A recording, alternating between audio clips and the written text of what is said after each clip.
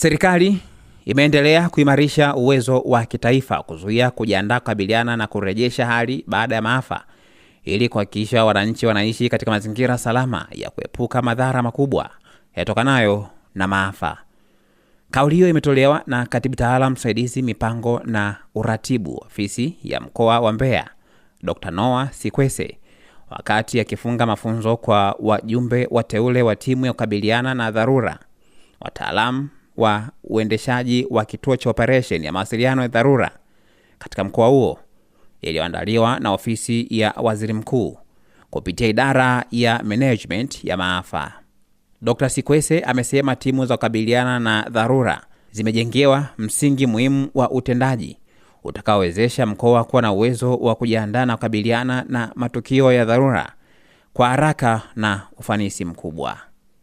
Lakini pia ameongeza kwamba mafunzo yamekuwa nyenzo muhimu katika kujenga na kuimarisha uwezo wa kitaalamu na kiutendaji kwa watumishi wanaohusika katika kituo cha operation na mawasiliano ya dharura. Serikali imeendelea kuimarisha mfumo wa kitaifa wa uratibu wa maafa kupitia uanzishaji na uendeshaji wa vituo vya operation na mawasiliano ya dharura, pamoja na kuunda na kuimarisha uwezo wa timu na kukabiliana na dharura na katika ngazi za mikoa. Hatua hizi zimekuwa ni msingi muhimu wa kuongeza ufanisi wa uratibu wa mawasiliano na mwitikio wa haraka wa matukio ya maafa nchini.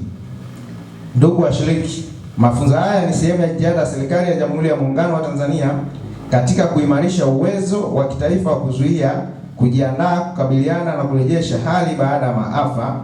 Utekelezaji wa mafunzo haya ulianza katika mikoa ya Mwanza, Arusha na Dodoma, ambapo hatua za uanzishaji wa vituo vya operation na mawasiliano ya dharura pamoja na kuimarisha timu za kukabiliana na maafa zilianza kutekeleza. Kwa sasa mafunzo haya yamefanyika katika mkoa wa Mbeya kuanzia tarehe 11 Mei 2026 hadi tarehe 15 Mei 2026. Ndugu washiriki, mafunzo haya yamekuwa nyenzo muhimu katika kujenga na kuimarisha uwezo wa kitaalamu na kiutendaji kwa watumishi wanaohusika moja kwa moja na uendeshaji wa kituo cha operation na mawasiliano ya dharura pamoja na timu za kukabiliana na dharura. Kupitia mafunzo haya, naamini mmeongeza ujuzi, mmejengeana weledi na kuimarisha utayari wenu katika kukabiliana na matukio ya dharura kwa ufanisi zaidi. Kuanzisha kwa kituo cha operation na mawasiliano ya dharura katika mkoa wa Mbeya ni hatua muhimu katika kuimarisha uratibu wa shughuli za usimamizi wa maafa.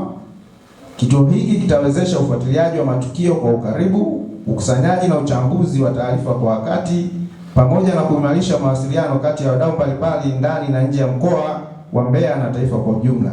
Hii itaongeza ufanisi katika kufanya maamuzi ya haraka, sahihi na yenye tija wakati wa kukabiliana na majanga. Kwa mfano, watu wa polisi watakuwa peke yao, watu wanaohusika huduma za afya wako peke yao, nani wako peke yao. Lakini kwa sasa tunaamini, na ndio maana hata hapa wito umetolewa, yani sasa hii ni timu moja. Ikishatokea jambo au tunavyoanza ni wote, tunakaribiana ni wote, kwa hiyo wote tunashiriki kwa pamoja. Kwa hiyo kwa sasa tumepata ile timu ambayo sisi tunafarijika kwamba tutakuwa pamoja. Ndugu washiriki, natoa wito kwa wataalamu wote waliopata mafunzo haya kuendelea kuyafanyia kazi maarifa na stadi mlizozipata, kudumisha nidhamu ya kazi na kujenga utamaduni wa ushirikiano wa kitaalamu. Ni muhimu pia kuendelea kufanya mafunzo ya mara kwa mara na mazoezi ya kiutendaji ili kuimarisha ujuzi, kuongeza uzoefu na kudumisha utayari wa kukabiliana na matukio ya dharura wakati wote. Ikumbukwe kuwa ofisi ya Waziri Mkuu, Sera, Bunge, Uratibu na wenye ulemavu, kwa mujibu wa Sera ya Taifa ya Usimamizi wa Maafa ya mwaka 2004 toleo la 2025 pamoja na Sheria ya Usimamizi wa Maafa namba 6 ya mwaka 2022 imeipa jukumu la kuratibu masuala yote ya usimamizi wa maafa nchini.